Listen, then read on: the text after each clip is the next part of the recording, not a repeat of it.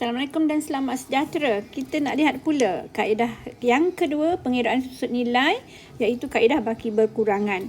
Jadi kita nak tahu apa itu kaedah baki berkurangan, iaitu kita diberi satu kadar tetap dan kita akan nilaikan ke atas nilai buku, nilai buku ataupun nilai bersih aset bukan semasa pada akhir tempoh perakawanan, semasa kita mengira susut nilai.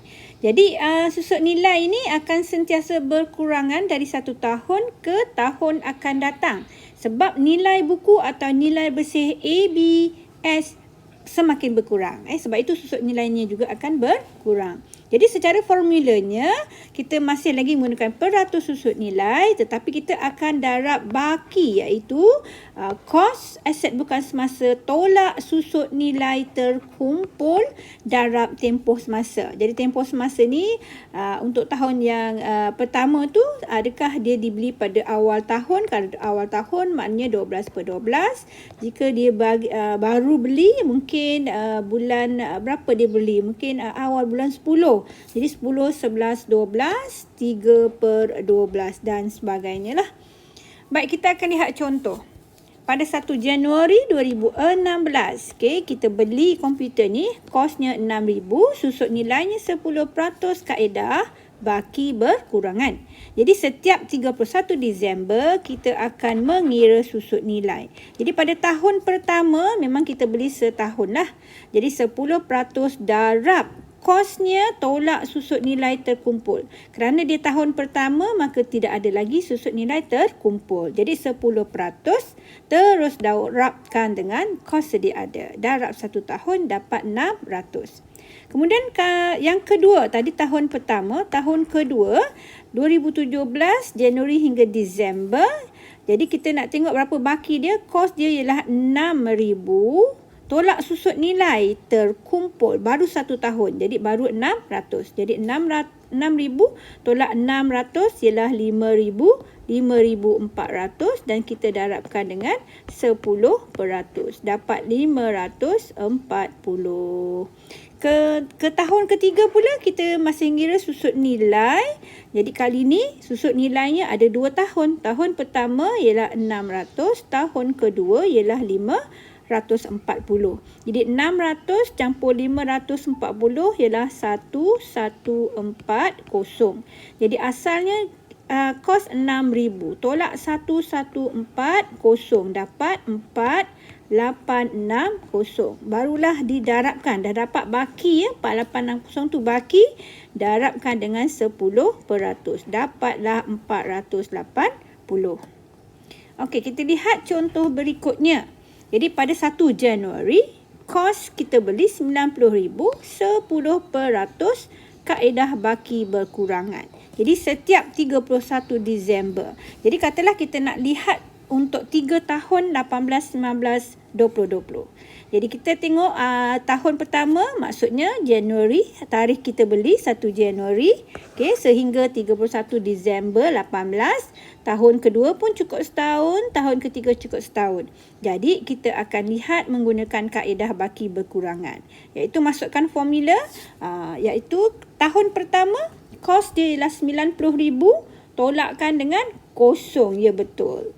Darabkan dengan peratus, darabkan dengan setahun, sebab dia beli Januari 1. Jadi itu kita dapat RM9,000. Susut nilai tahun pertama RM9,000. Jadi kita baru kumpul setahun. Baru kumpul setahun. Baru ada RM9,000 lah.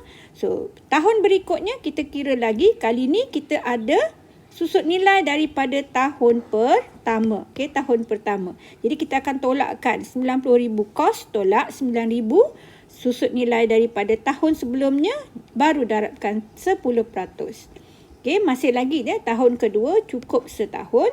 Jadi kita dapat 8,100 susut nilai. So sudah 2 tahun. So sudah 2 tahun, 9,000 tambah 8,100 dapat 17,100. Jadi sudah ada 2 tahun lah. Baik, seterusnya, iaitu yang ketiga tahun 2020, kita masih lagi kos, tolak susut nilai terkumpul. Kita sudah ada 2 susut nilai. Jadi kita sudah kumpul 2 tahun. Jadi kita akan tolakkan dengan 17,100. Barulah darab 10%. Dan tahun ini juga cukup setahun.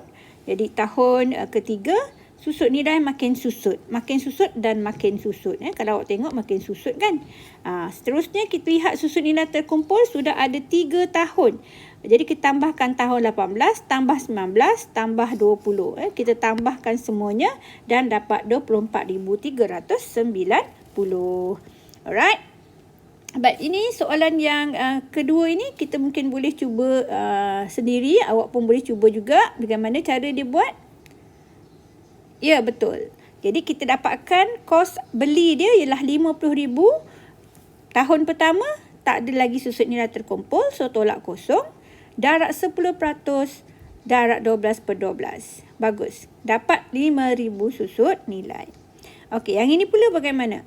Okay, sama juga kan? Menggunakan formula yang sama. Kos RM47,500 tetapi kali ini dia ada bagi susut nilai yang sudah dikumpul setakat tarikh ini, iaitu 2,500. Kena tolak dululah untuk mendapatkan baki.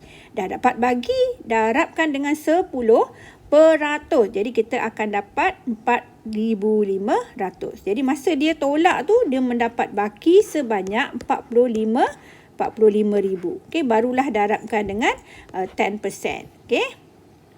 Baik, seterusnya kita lihat yang ketiga, iaitu kaedah penilaian semula. Apa itu nilai semula? Kita nak bandingkan, nak nilai semula awal dengan akhir, terdapat perbezaan nilai pada aset bukan semasa. Kaedah ini biasanya kita guna kalau maklumat perakaunan tidak lengkap. Kita hanya ada angka awal dengan angka akhir sahaja. Jadi kita nak bandingkan sahaja dua angka ini. Tetapi jika sepanjang tahun ini kita ada membeli aset baru, so kita kena masuk kira jugalah. Maksudnya nilai akhir tu adalah nilai setelah mengambil kira belian aset baru.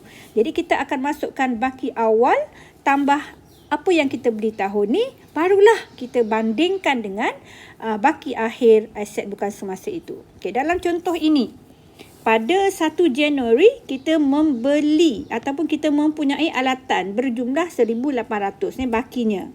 Kemudian sepanjang tahun 16 kita beli. Okay, kita ada beli. Jadi kita akan tambahkan dengan 2,400. Okay. Kemudian pada akhir sekali kita tengok semula alatan kilang tu dia sudah menjadi 2,800. Jadi pada asalnya 1,800 kita ada beli. Jadi kita dapat 4,200. Kita nak bandingkan dengan 2,800, berlaku susut sebanyak 1,400. Okay, so susut nilai tahun itu 1,400 lah. Okay. Bagaimana pula dengan alat-alat kecil ini? Okay, kita lihat ni alat-alat kecil ini dia ada baki awal, sepanjang tahun ada beli, so kita kena tambah dan kita akan bandingkan dengan yang akhir. So kita beli awal kita ada 1,200, kemudian kita ada beli 1,900, jadi jumlahnya adalah sebanyak 3,100. Kemudian kita nak bandingkan dengan 1,100. Jadi kita tolakkan dengan 1,100. Jadi berlaku penyusutan sebanyak 2,000. So susut nilainya 2,000. Alright.